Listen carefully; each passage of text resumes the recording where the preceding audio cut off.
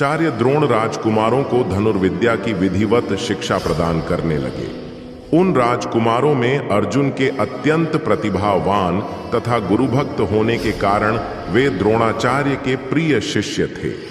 द्रोणाचार्य का अपने पुत्र अश्वत्थामा पर भी विशेष अनुराग था, इसलिए धनुर्विद्या में वे भी सभी राजकुमारों में अग्रणी थे, किंतु अर्जुन अश्वत्थामा से भी अधिक प्रतिभावान थे। एक रात्रि को गुरु के आश्रम में जब सभी शिष्य भोजन कर रहे थे, तभी अकस्मात हवा के झोंके से दीपक बुझ गया। अर्जुन ने देखा, अंधकार हो जाने पर भी भोजन के कौर को हाथ मुंह तक ले जाता है। इस घटना से उन्हें यह समझ में आया कि निशाना लगाने के लिए प्रकाश से अधिक अभ्यास की आवश्यकता है और वे रात्रि के अंधकार में निशाना लगाने का अभ्यास करना आरंभ कर दिया। गुरु द्रोण उनके इस प्रकार के अभ्यास से अत्यंत प्रसन्न हुए। उन्होंने अर्जुन को धनुर्विद्या के साथ ही साथ गदा, तोमर, तलवार आदि शस्त्रों के प्रयोग में निपुण कर दिया। उन्हीं दिनों हिरण्यधनु नामक निषाद का पुत्र एकलव्य भी धनुर्विद्या सीखने के उद्देश्य से द्रोणाचार्य के आश्रम में आया, किंतु निम्न वर्ण का होने के कारण द्रोणाचार्य ने उसे अपना शिष्य बनाना स्वीकार नहीं किया। निराश होकर एकलव्य वन में चला गया। उसने द्रोणाचार्य की एक मूर्ति बनाई और उस मूर्ति को गुरु मानकर धनुर्विद्या का अभ्यास करने लगा। एकाग्र चित्त से साधना करते हुए अल्पकाल में ही वह धनुर्विद्या में अत्यंत निपुण हो गया। एक दिन सारे राजकुमार गुरु द्रोण के साथ आखेट के लिए उसी वन में गए, जहां पर एकलव्य आश्रम बनाकर धनुर्विद्या का अभ्यास कर रहा था।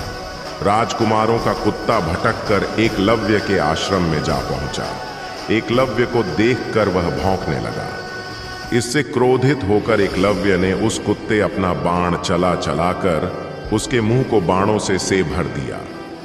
एकलव्य ने इस कौशल से बाण चलाए थे कि कुत्ते को किसी प्रकार की चोट नहीं लगी, किंतु बाणों से बिंध जाने के कारण उसका भौंकना बंद हो गया। कुत्ते के लौटने पर जब अर्जुन ने धनुर्विद्या के उस कौशल को देखा तो वे द्रोणाचार्य से बोले, हे गुरुदेव, इस कुत्ते के मुंह में जिस कौशल से बाण चलाए गए हैं उससे तो प्रतीत होता है कि यहाँ पर कोई मुझसे भी बड़ा धनुर्धर रहता है। अपने सभी शिष्यों को लेकर द्रोणाचार्य एकलव्य के पास पहुंचे और पूछे, हे वत्स, क्या ये बाण तुम्ही ने चलाए हैं?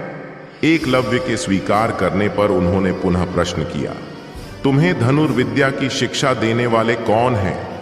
एकलव्य ने उत्तर दिया, गुरुदेव, मैंने तो आपको ही गुरु स्वीकार करके धनुर्विद्या सीखी है। इतना कहकर उसने द्रोणाचार्य की उनकी मूर्ति के समक्ष ले जाकर खड़ा कर दिया। द्रोणाचार्य नहीं चाहते थे कि कोई अर्जुन से बड़ा धनुर्धारी बन पाए।